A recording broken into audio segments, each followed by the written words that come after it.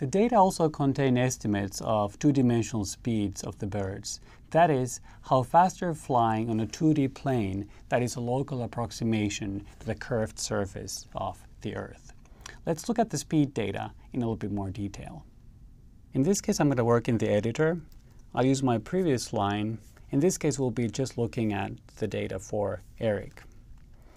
We'll extract the speed data, bird data, speed underscore 2D, and we provide the index as an input.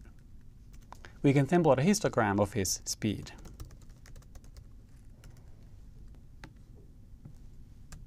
At this point, you should see a fairly cryptic error message. Let's try to debug this. Let's first look at the contents of speed. I'm just going to look at the first 10 entries. These are numbers, so far everything looks good. If I try to plot a histogram using just the first 10 observations of speed, everything should work out. This works, so there must be something further along in the speed array that hist function doesn't like. Let's see if we have something else than numbers in the array. I'm first going to look for non-number objects. To do that, I'll be using the isNan function from NumPy. Looking at the output, I can see that I at least have a few trues, meaning that I have some non-zero number of nans included in my array. A more elegant way to find out if we have any nans in our array is the following. We can take the previous line of code and use the any method to ask if any of the output is equal to true. The answer is true. Therefore, we know that there must be at least one nan in our array. Let's then find out how many nans we exactly have in our speed array. The NumPy isNan function returns an array that consists of true and false, in other words, Boolean variables, Boolean objects. We can sum over them, and when we do the sum, a true gets interpreted as a 1, and a false gets interpreted as a 0. In this case, we have 85 entries for Eric alone that are not numeric. This is what's causing the problem with our histogram. Let's now include only those points, those observations, that are actually numeric. I'm first going to find the nans in my speed array. I will assign the output to int for index. We can look at it to confirm that it's a Boolean vector. We can then take a bitwise complement of the int array, which turns each occurrence of true to a false and vice versa. We can try that out.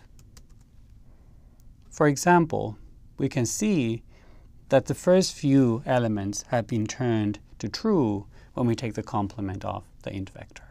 We are now ready to proceed with the histogram. We first look for the isNans,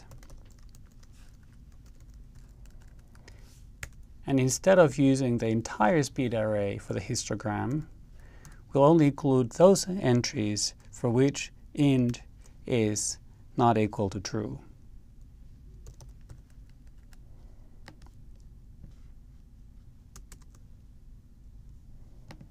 We can try saving the output.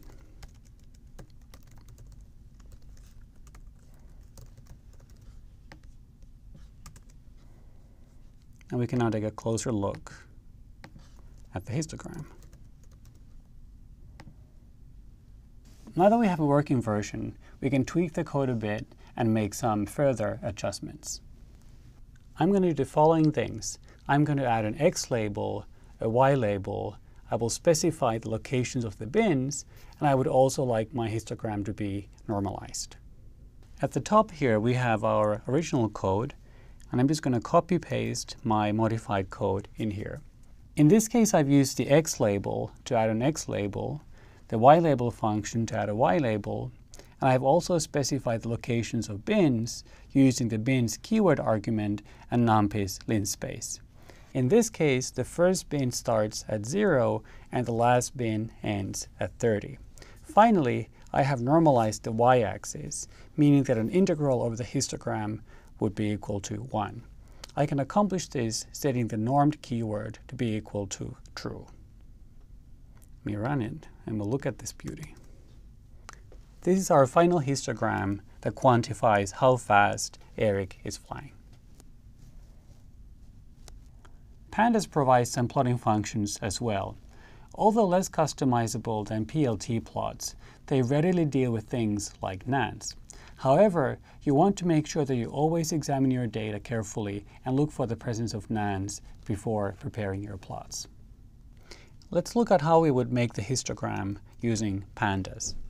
In this case, the plotting functions are methods of data frame instances. We're taking our bird data and we're looking at the speed 2D, two-dimensional speed estimates for the birds. Then we use the plot method. As an argument, we have to specify what type of plot we would like to request. In this case, we'd like to get a histogram, so kind has to be equal to hist. We can also potentially specify numerous different keyword arguments. In this case, I used the range keyword to specify the range of the histogram to go from 0 to 30. Let's try running the code. I'm calling this pdhist.pdf.